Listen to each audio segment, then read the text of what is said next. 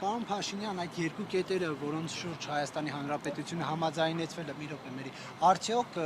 ԵՄ դիտորդներին սահմանից հեռացնելուն եւ միջազգային հայցերը հետ կանչելուն են վերաբերում, թե ոչ, եթե ոչ, ապա խնդրեմ ասեք երկու կետերը, որ համաձայնեցվեցին, դրանք որոնք են, եւ եթե իմ նշած այդ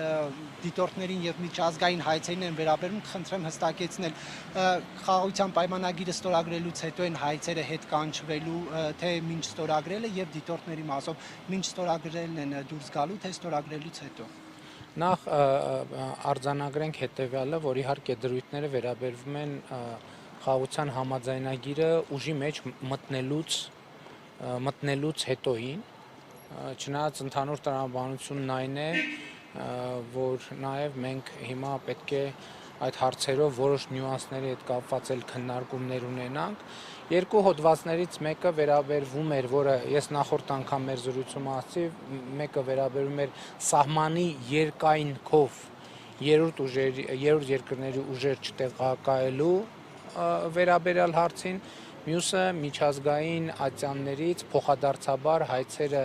ետ վերադարձնելու եւ միմյանց նկատմամբ գործողություններ չիրականացնելու այդ դրույթներին էր վերաբերվում։ Ես ուզում եմ ձեզ նաև պատմել մեր որոշումների կայացման մեխանիկայի մասին, որովհետև այդ երկու դրույթների վերաբերյալ, ինչպես հիշում եք, արդեն բավականին երկար ժամանակ մենք ենք առաջարկանում, իրենք են առաջարկանում, մենք ենք առաջարկանում, իրենք են առաջարկանում, եւ ըստ էության այդ դրույթներն էլ որոշակի ոչ մեծ, բայց էվոլյուցիա են ապրել, եւ վերջին այն պահից, երբ որ ակնհայտ դարձավ, որ մեզ չի հաջողվում եւ կարծես թե չի հաջողվելու ունենալ իդեալական ձևակերպումներ այդ առումով, մենք նաև անվտանգության խորհրդի ֆորմատով ենք քննարկել եւ եկել ենք այն եզրակացության, որ այս պահին արկա բովանդակությունը կարող է համարվել այն փոխզիջումային տարբերակը, որը կարող է ընդունելի լինել եւ ըստ էության այո, այս հանգամանքներում ընդունելի է Հայաստանի Հանրապետության համար։ Հայկական կողմն է փոխզիջումների գնում, ադրբեջանական կողմի փոխզիջումը որն է։ Ես կարծում եմ, որ արդեն ասացի, գիտեք, հիմա հատկապես այս փուլում շատ կարեւոր է, որ մենք, այսպես ասած, միակողմանի ձևակերպումներ եւ հայտարարություններ չանենք, տեսեք, եթե համաձայնություն է ձեռք բերվել,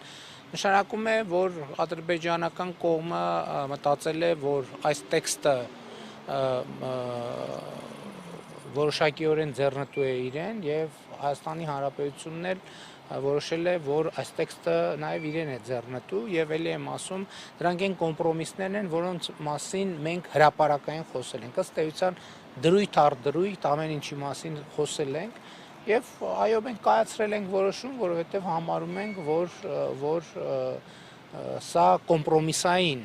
տեքստ է, ինչպիսին եւ կարող է լինել խաղաղության համաձայնագիրը։ Գիտեք, այլ ժանր, այլ բանաձև խաղաղության համաձայնագիրը չի նախատեսում։ Իսկ ես ուղղակի չեմ ուզում արձագանքել, առավել եւս ավարտված է բանակցությունները, հիմա այդ բանավեճը այնքան էլ օգտակար չի առաջիկա սպասվող իրադարձությունների համատեքստում։